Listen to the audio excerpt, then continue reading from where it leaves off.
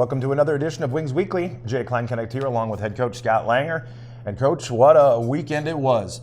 I don't want to dwell on the negative because there's a lot of positive to talk about, but a tough Friday night. Minot came to play, and maybe the boys didn't have quite the effort that they, that you would have liked, fans would have liked, whatever. But man, did they bounce back in a big way on Saturday night. What do you say to them in the locker room and pre-game and stuff on a Saturday night after a game like that created that level of effort, or did you not have to say much? With this team, it's they've really grown, and there really doesn't. There is not a lot that you have to say to this group. You can tell they were pretty determined. Mm-hmm. It was a little embarrassing, but it brought a lot out of us for Saturday night, and I think that showed. Yeah. A team puts up 7 goals on us, and then they really struggled to score the second night. That was because our guys were mentally in the game and very much prepared to do what they did. And obviously the result ended the way we wanted it to end, but it was a great game. Yeah, definitely. And you mentioned it. Boy, they really steeled their resolve, and I think came back with pride. With being able to say, hey, this is our building. You're not going to do that to us twice. And a game that was very tightly contested, and hats off to Minot. They played a heck of a game. Obviously, tightly contested going into double overtime. You guys start out 2 goals in the first. How big was it to get Bossard on, to get that first one in, and then Pitters adds another, where you guys have a little bit of a lead and have some confidence? Well, Bossard coming right out of the gates. Boss hasn't, he hasn't done a whole lot statistically. And you could just tell it, in the meeting prior to that he was pretty focused on it, and it was great to get that goal early. I mean, it certainly, you could tell the whole bench mentally really got into the game after that, and then for Pitters to back it up with another good shot, and to have his line contribute in that fashion was huge for us. And obviously they came back and scored a couple goals there, hard-working goals, and. But our guys just had no quit to their game, and that was the reason why we had the outcome. Yeah, absolutely. And the fans, I think, definitely got into it too with those early goals. And the crowd maybe a little lighter on Saturday. Having to compete with prom and everything. I know there were a lot of people that would normally have been at the game that had kids that were at prom or whatever. So different things going on. But I thought that the people that were here were definitely loud and were the diehards for sure. So a great crowd on hand both nights. But definitely got their money's worth on Saturday night. Again, that double overtime and game winner from Carson Dimoff, and the Wings go on, knocking off the number 1 seeded Minot Minotauros, and go on to face, who is yet to be determined. The game tonight, Game 5 between the Wilderness and the Blizzard. So you guys, a little bit of a benefit perhaps that they're going to have a short week, and they've played an extra game, so you guys are going to hopefully be a little bit fresh as you get ready to face one of these 2 teams coming up this weekend. And we'll talk about tickets and so on coming up in just a bit. But what is moving forward? What is the second round?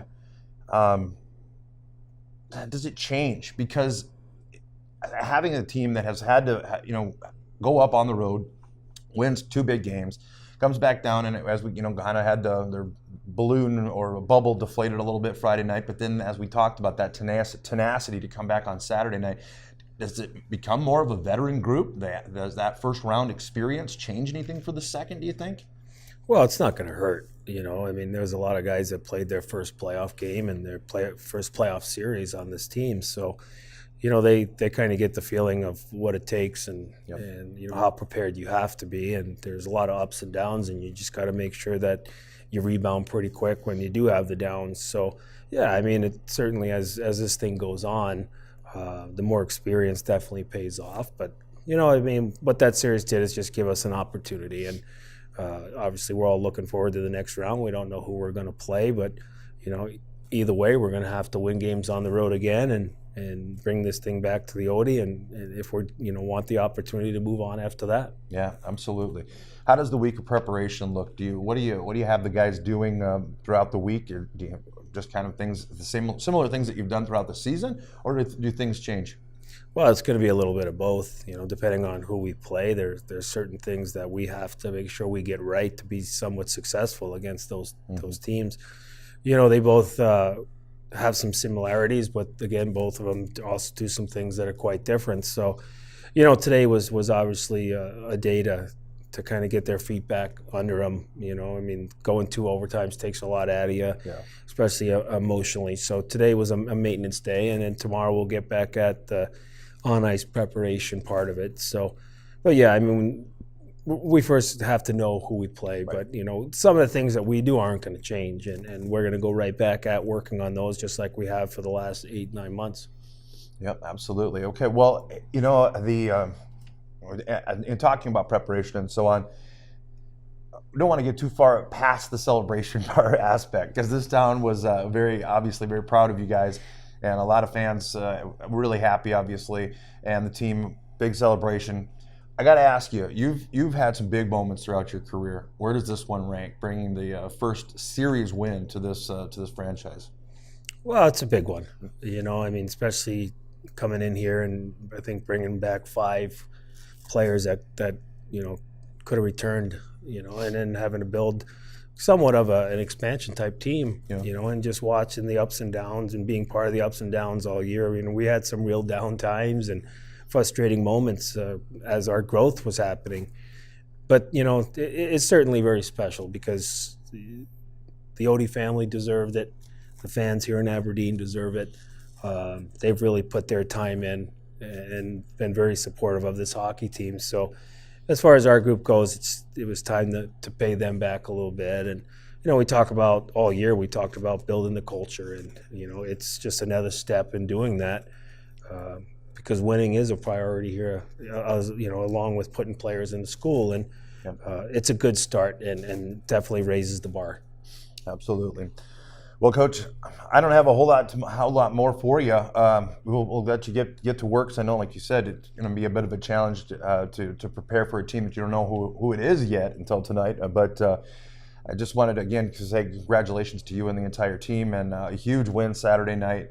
And again, I thought an excellent example of what the resolve of this team, for them to come back Saturday night and play that hard for that long. Was a huge testament to these young men as they move forward. So again, thanks for coming on the show, and congratulations. Thank you. We'll be back with the second portion of Wings Weekly with a couple of players coming up after this. Let's make a taco. No, seriously. Start with a tortilla, soft tortilla, warm it, kiss it, don't kiss it. Chicken? How about tequila lime chicken? Now we're cooking. Slice this, peel that, snip those. Salsa? Verde. Cheese? Cotija. Oh, forgot to mention. Guac. That's better. See, anyone can make a taco, but we're not anyone. We're Qdoba, and these are knockout tacos. Qdoba Mexican Eats. Choose flavor.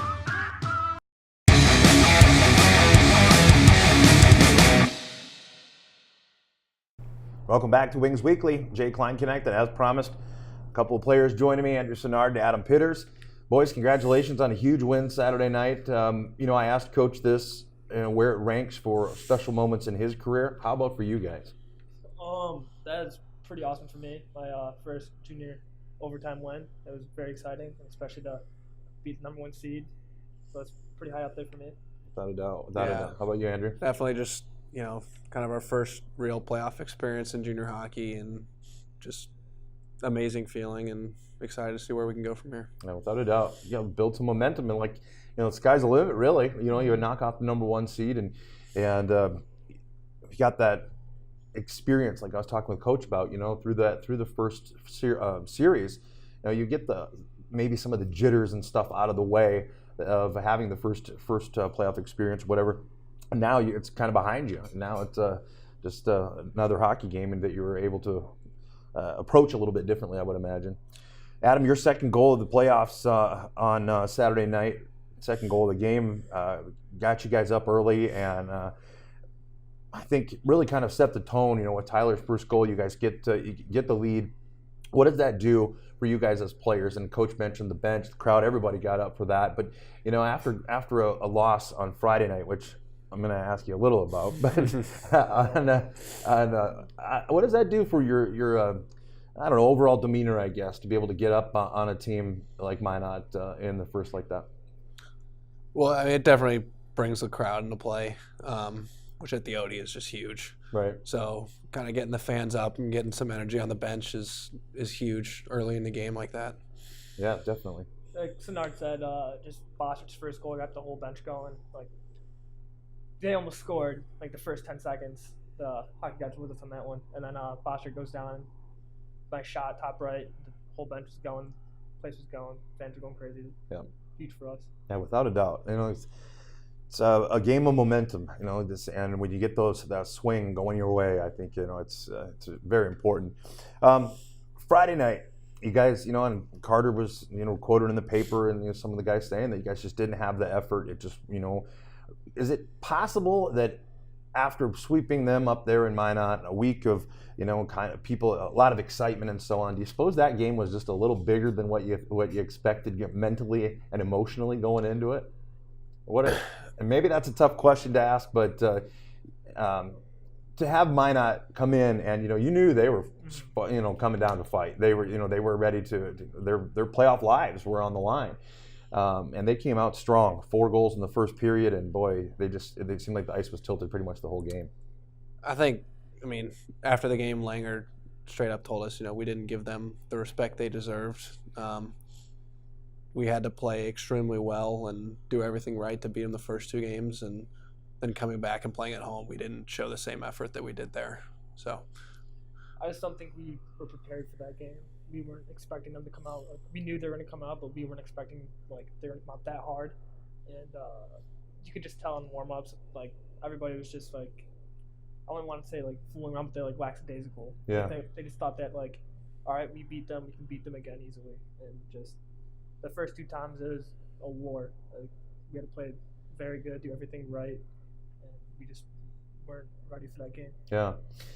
A well-executed game plan up there in Minot, and as you guys both commented on, had to do everything right and in order to beat a team like that. And then, and it's interesting to hear you guys say it, because I think there's been some speculation that around, from hockey fans and so on, that maybe you guys did think it was going to be easy, or at least easier.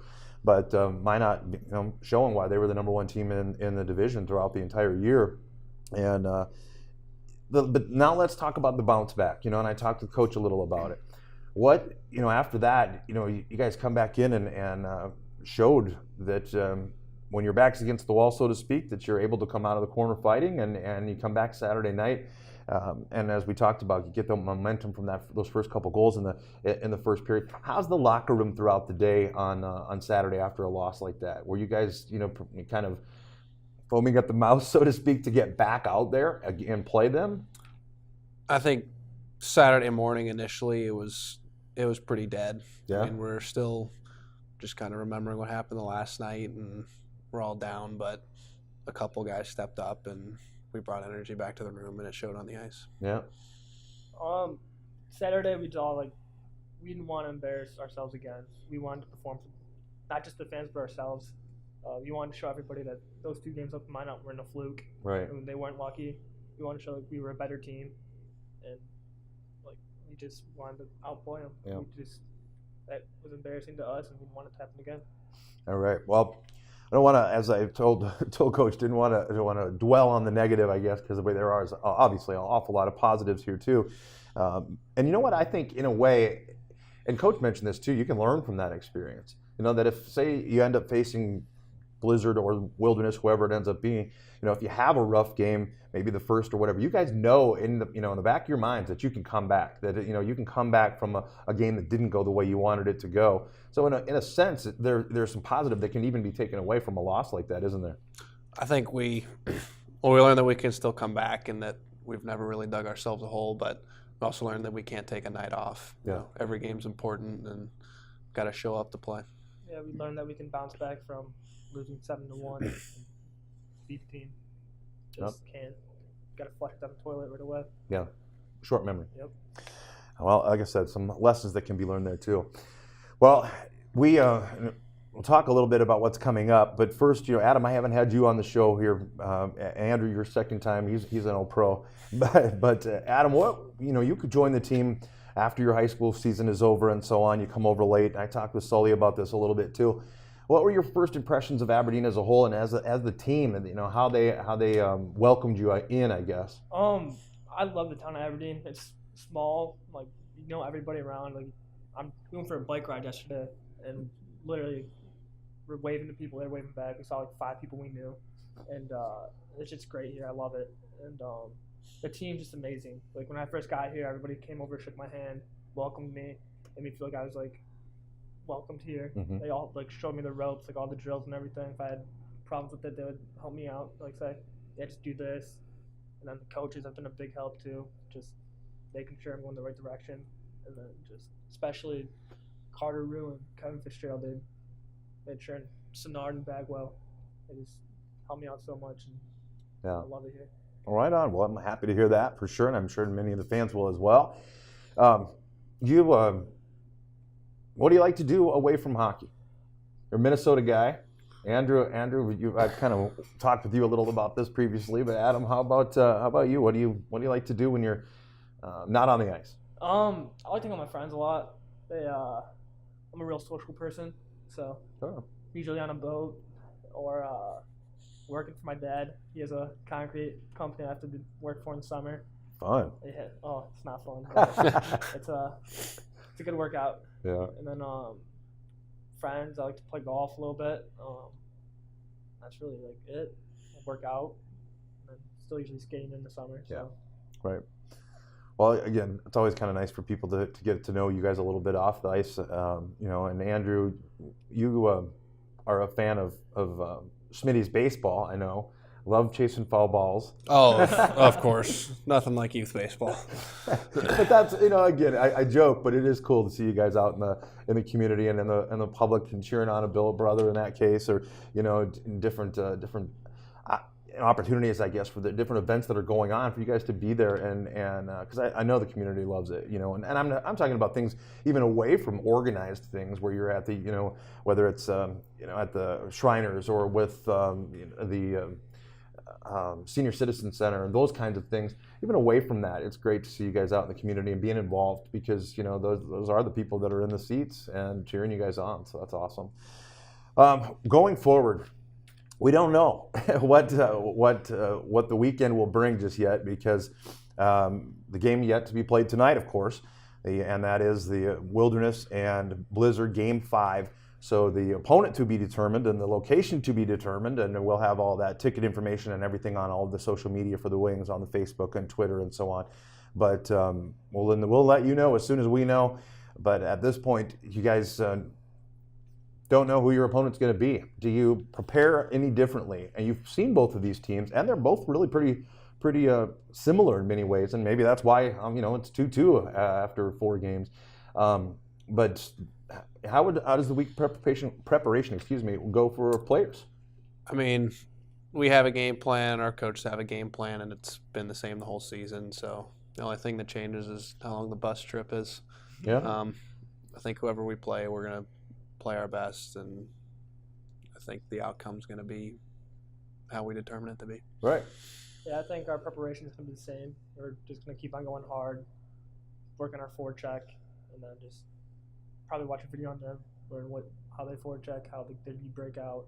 So there's going to be a little difference because just like the team, but right. Our hard work and our mentality are going to be the same. Right on. Well, boys, I appreciate you taking some time to come on the show and join us here and hear a little about you, your lives, your hockey life too. But certainly, after a huge win like that, congratulations to all of you, and it's great to see that hard work pay off. And best of luck coming up against whoever it is this weekend. So Wings fans, tune in for times and locations. But of course, you can hear the games on 94.1 The Rock and on HockeyTV.com. Again, puck drop and locations will be announced just as soon as we know. That'll pretty much wrap up this week's Wings Weekly. Once again, boys, thanks for joining me. Thank you so much.